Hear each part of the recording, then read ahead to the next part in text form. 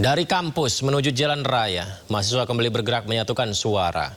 Dari Jakarta hingga berbagai daerah lainnya, sejumlah tuntutan disampaikan demi perbaikan ekonomi bangsa. Pertanyaannya, di tengah suara yang terus menggema, mampukah pemerintah menghadirkan kebijakan yang benar-benar dirasakan manfaatnya? Sudah bergabung bersama kami aktivis 98 sekaligus pengajar di Universitas Negeri Jakarta, Ubedillah Badrun. Assalamualaikum Mas Ubed. Waalaikumsalam Mas Sudi. Terima kasih Mas Ubed sudah berbagi bersama kami di Sindo Prime. Jadi Mas Ubed, melihat aksi unjuk rasa teman-teman mahasiswa hari ini menurut Anda seperti apa? Karena Mas Wapres juga sudah menerima sekitar 13 mahasiswa ya untuk bisa diajak dialog. Apakah itu sebuah progres? Ya, saya kira di kalangan mahasiswa ini kan tidak tunggal ya. Organisasinya banyak sekali dari berbagai tempat dan berbagai kampus untuk menyuarakan pendapat yang secara substantif sebetulnya sama ya. Bahwa mereka gelisah dengan keadaan ekonomi dengan nilai rupiah yang tidak stabil sehingga berdampak kepada ekonomi domestik ya. Kemudian juga soal BBM yang naik tentu berdampak juga secara tidak langsung maupun langsung kepada mereka, orang tua mereka. Juga soal MBG yang sebetulnya tata kelolanya yang sangat buruk, itu juga menjadi concern dari mahasiswa dan sebagainya. Dan mereka tentu saja tuntutan mereka itu juga ada hal yang lebih substantif, misalnya soal bagaimana mengembalikan fungsi tentara dan polisi agar menjalankan fungsi utamanya sesuai dengan konstitusi nomor 45 misalnya. Termasuk juga misalnya mereka ingin pemberantasan korupsi yang sungguh-sungguh dan menghendaki juga bagaimana kemudian hak-hak rakyat terkait dengan hak tanah dan seterusnya itu mulai muncul di dalam gagasan para demonstran. Nah, apakah tuntutan-tuntutan itu akan terpenuhi dengan dialog dengan Wapres? Menurut saya belum terlihat solusi terbaik dari kondisi ekonomi sekarang. Bagaimana kemudian pemerintah bahkan mengklaim bahwa Prabowo itu pemimpin reformasi jadi dua kan begitu. Itu saya kira juga klaim-klaim yang menurut saya tidak tepat karena berbeda pandangannya antara mahasiswa dengan pemerintah. Maksudnya mahasiswa sebetulnya baik. Bagaimana kemudian pemerintah mampu mengendalikan nilai mata uang rupiah itu. Itu kan sangat baik dan itu memerlukan satu keputusan politik ya, political will dari pemerintah dan tata kelola yang baik di dalam menata fiskal kita dan moneter kita. Jadi kalau kemudian rupiah masih terus stagnan lah ya, meskipun sedikit membaik tapi stagnan lah, kisarannya masih belasan ribu itu memerlukan satu langkah-langkah konkret bagaimana kemudian pemerintah mampu membangun kepercayaan dunia internasional terhadap Indonesia. Nah, kalau kemudian kepercayaan dunia internasional dan ekonomi makro kita itu lemah karena nggak ada good governance misalnya atau minimnya tata kelola yang baik itu, maka sepanjang itu pula sebetulnya problem ekonomi kita masih terus terjadi.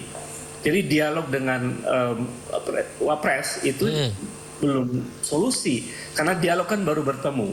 Tapi langkah konkret dari pemerintah apa untuk mengatasi persoalan ekonomi? Langkah konkret pemerintah apa untuk mengatasi persoalan tata kelola MBG yang masih berantakan? Ya. Maaf saya potong. Kalau bicara langkah konkret, apakah yang dibutuhkan, kan yang dituntut oleh teman-teman mahasiswa kan ada penghentian sejumlah program, kemudian juga ya berharap ada peningkatan nilai tukar rupiah dan lain sebagainya. Apakah langkah konkretnya adalah pemerintah memberikan alasan mengapa nilai tukar rupiah kita seperti ini kondisinya, mengapa program MBG, Kopdes Merah Putih tetap harus dijalankan, mengapa soal IHSG dan lain sebagainya. Apakah itu juga menjadi langkah konkret ketika pemerintah mencoba menjelaskannya secara transparan kepada para teman-teman mahasiswa? Iya Mas Sudi, jadi kejujuran pemerintah itu penting dalam situasi krisis. Pemerintah mesti mengatakan secara jujur mengapa kemudian krisis ekonomi terjadi ini. Karena krisis fiskal kan sudah beberapa bulan sebetulnya, lalu kemudian sekarang sudah menyasar ke moneter. Itu kenapa? Apa argumen apa yang bisa disampaikan oleh pemerintah kepada publik? Kalau alasannya jelas, lalu caranya bagaimana mengatasi itu? Nah, kan intervensi BI sudah berkali-kali loh. dan kemudian upaya untuk efisiensi di satu pihak juga sudah berkali-kali, tapi tidak mampu membangun kepercayaan dunia internasional terhadap Indonesia. Itu memerlukan langkah yang cukup mendasar sebetulnya. Misalnya termasuk pemberantasan korupsi di MBG itu, BGN itu mesti semuanya dibongkar tuh. Bagaimana kemudian praktek korupsi dibongkar, itu akan mampu membangun kepercayaan publik. Kepercayaan internasional juga akan muncul. Bayangkan Mas Sudi, di dalam situasi yang ekonomi melemah, situasinya rupiah melemah, kemudian MBG tata kelolanya ternyata korup gitu. Di saat yang sama pemerintah bersama DPR memutuskan undang-undang Polri secara singkat gitu. Jadi ini kan numpuk persoalan, dan mahasiswa sangat konsen dengan isu demokrasi, dan mahasiswa melihat bahwa proses pengambilan keputusan untuk memutuskan undang-undang itu menjadi undang-undang, RUU revisi undang kepolisian menjadi undang-undang, itu kan tidak ada meaningful public participation. Itu justru menurunkan indeks demokrasi. Jadi ketika indeks demokrasi memburuk, ekonomi memburuk, ya itu makin parah tuh. Jadi saya juga heran, kenapa sih pengesahan terburu-buru di dalam situasi ekonomi yang sulit? Itu ada korelasi Mas antara demokrasi yang buruk dengan ekonomi yang buruk. Jadi ini ekonomi sudah buruk, demokrasinya diperburuk. Apalagi kemudian cara pemerintah merespon respon publik juga tidak memiliki argumen yang menenangkan gitu. Tapi cenderung arogan, cenderung menuduh demonstran di antek asing lah, mahasiswa demonstrasi dibiayai oleh koruptor lah, dan sebagainya. Agenda reformasi jilid 2 itu ada oligarki. Nah, sementara istana bilang bahwa Presiden Prabowo akan memimpin reformasi jilid 2. Jadi Presiden Prabowo itu dibiayai koruptor juga kira-kira gitu. Jadi menurut saya perlu hati-hati pemerintah di dalam merespon aspirasi mahasiswa ini. Mahasiswa ini kenapa gelisah? Karena mereka ini masa depan mereka terancam.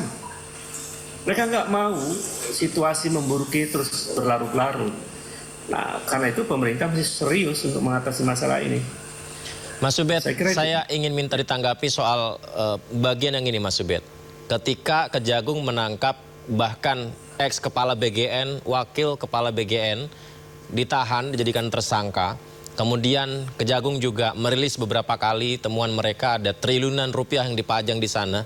Kemudian KPK belakangan juga mereka menangkap oknum imigrasi. Sebelumnya juga Noel pun sedang disidang. Apakah ini belum cukup untuk menjadi cerminan bahwa sebenarnya hukum mulai tidak tebang pilih dan juga ada progres yang disiapkan pemerintah terhadap bagaimana penindakan hukum-hukum yang saya sebutkan tadi, Mas Ubed? Ya, itu saya apresiasi Mas, soal langkah-langkah untuk memberantas korupsi itu. Tapi itu kecil dibandingkan ada ratusan triliun uang dikorupsi di lingkaran istana itu. Jadi mahasiswa juga tahu data itu. Mahasiswa tahu bahwa ada orang yang melaporkan ke KPK bahwa ada korupsi sumber daya alam yang nilainya ratusan triliun tuh. Itu kan mesti dibongkar. Jadi mahasiswa belum percaya kalau kelas kakap koruptor ini yang merusak bangsa ini tidak dituntaskan atau tidak ditangkap, tidak diperkarakan. Jadi ada hal sangat besar menyangkut korupsi yang terjadi di Indonesia ini. Jadi kalau pemerintah mungkin 1 atau 2 orang yang kelas kakap ini ditangkap begitu, diadili, mungkin akan sedikit mengobati luka dari mahasiswa. Kalau itu tidak, meskipun ditumpuk uang 10 triliun itu misalnya gitu ya, 8 triliun itu nggak ngefek karena ada ratusan triliun uang yang dikorupsi itu. Itu persoalan sangat serius. Sehingga mereka juga mulai memunculkan gagasan minta pemerintah betul-betul memberantas praktek korupsi nepotisme itu. Karena mereka membayangkan mahasiswa ini uang ratusan triliun dikorupsi itu sebetulnya bisa untuk membiayai kuliah gratis. Kan anggaran pendidikan itu sekitar 600 triliun ya. Kalau yang dikorupsi itu ratusan triliun bahkan 500 triliun begitu, itu udah cukup untuk menggratiskan pendidikan gitu. Jadi mereka juga sadar tuh mahasiswa itu. Saya kira itu Mas. Mas Ubed, tahan dulu kita dialog, nanti kita akan lanjutkan setelah kita lihat dulu ya Mas Ubed tentang pembahasan apa nih yang dibahas perwakilan mahasiswa dengan Wapres Gibran Rakabuming Raka yang terhubung dengan Indira Fatihah Utomo. Indira, apa saja yang dibahas Wapres dengan perwakilan mahasiswa tadi, Indira?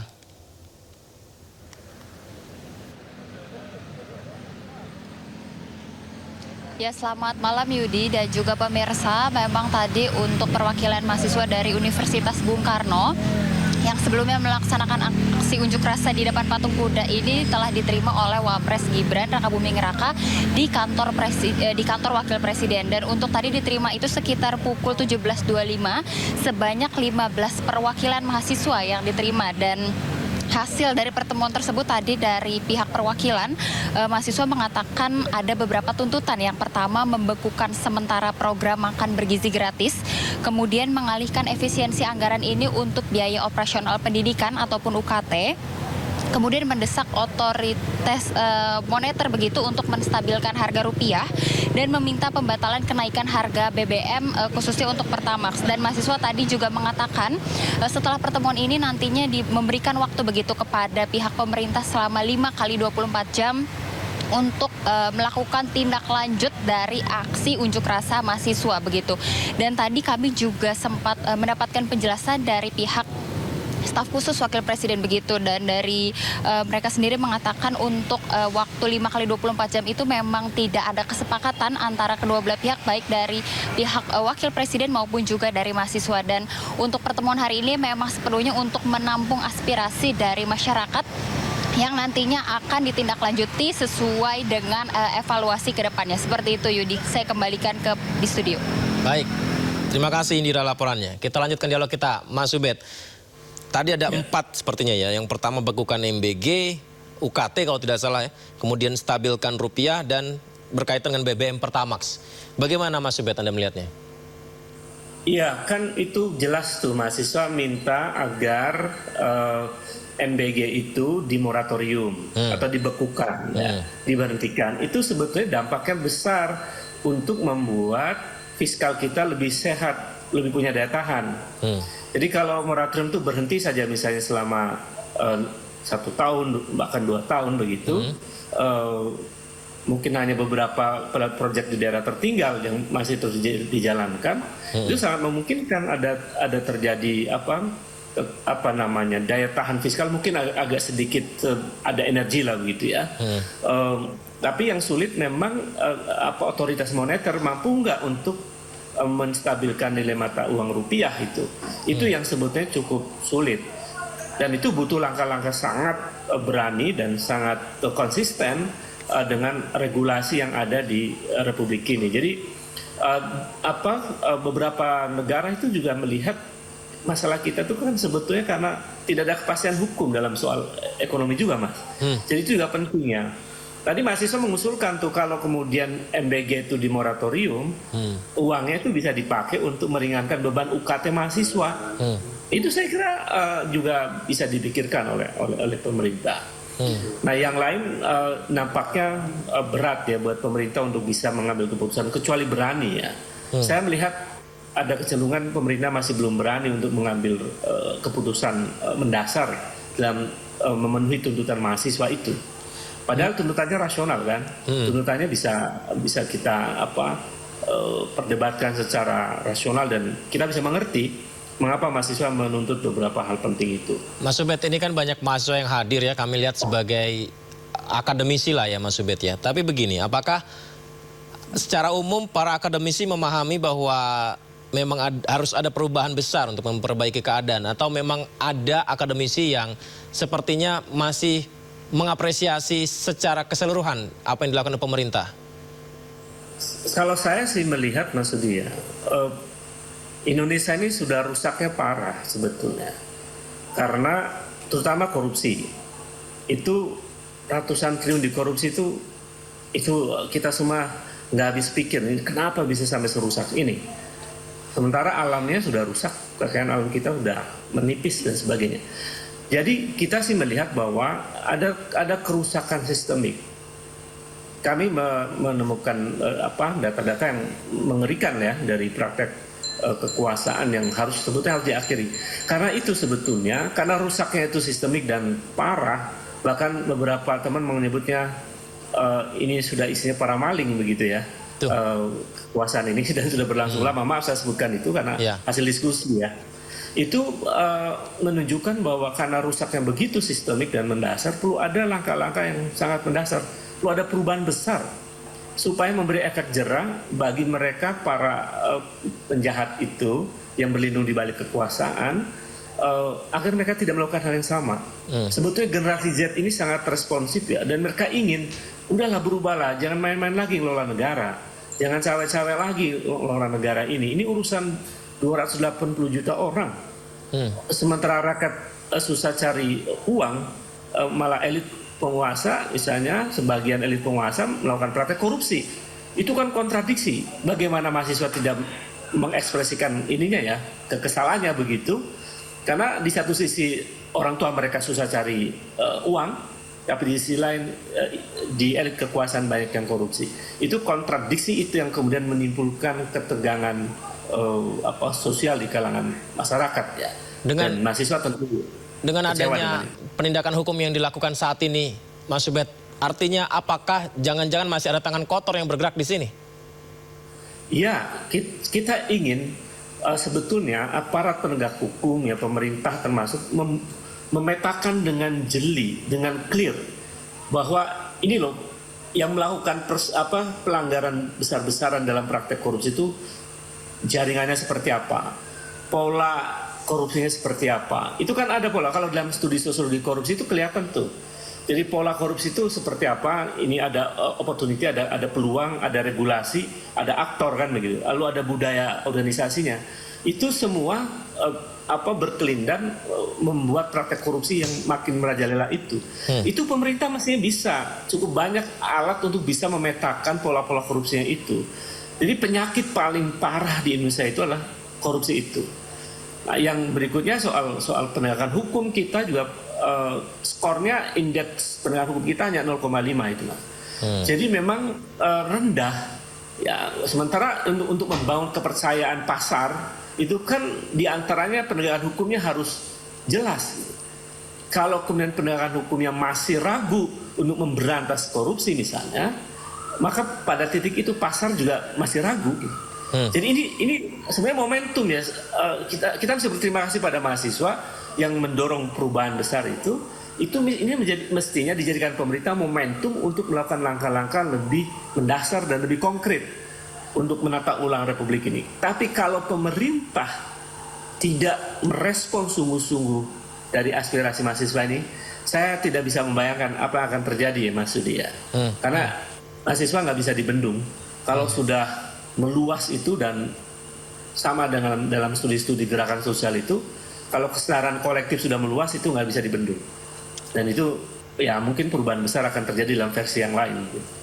Apa reaksi pemerintah yang patut untuk dilakukan selain tadi wakil presiden kita juga sudah menerima sejumlah mahasiswa sehingga aksi unjuk rasa ini berujung pada hasil yang positif, Mas Ubed? Pertama, pemerintah mesti memperbaiki komunikasi politiknya. Bagaimana merespon atau cara merespon gerakan mahasiswa ini. Ya, tentu based on data, dan kemudian kalau kritiknya benar ya terima aja. Memang pemerintah salah gitu loh.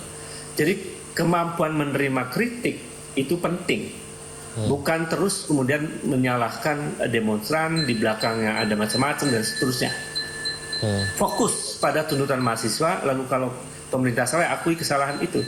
Itu kan salah satu corrective action ya di dalam teori komunikasi politik itu penting gitu. Nah itu pertama, itu komunikasi politik istana harus diperbaiki. Yang kedua, tuntutan mahasiswa yang disampaikan melalui Wapres itu harus dijalankan. Sehingga dan lalu dikomunikasikan bahwa tuntutan mahasiswa itu misalnya A tentang moratorium MBG. Sampaikan kepada publik bahwa moratorium akan dilakukan modelnya seperti apa, kapan gitu. Kemudian soal yang lain, soal Undang-Undang Polri bisa juga diajukan untuk melakukan revisi kembali Undang-Undang Polri misalnya. Kemudian soal korupsi tadi, pemberantasannya seperti apa, itu bisa sih sebetulnya. Sebetulnya saya bayangin sesederhana itu ya Mas sebetulnya. Jadi pemerintah mau nggak sih melakukan perubahan penting ini di momentum yang penting ini? Kalau nggak ada mahasiswa demonstrasi, nggak punya momentum pemerintah untuk melakukan pemberantasan korupsi misalnya. Ini momentum penting sebetulnya. Saya kira itu Mas.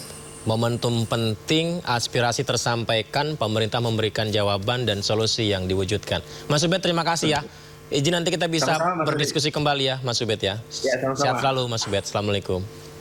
Salam.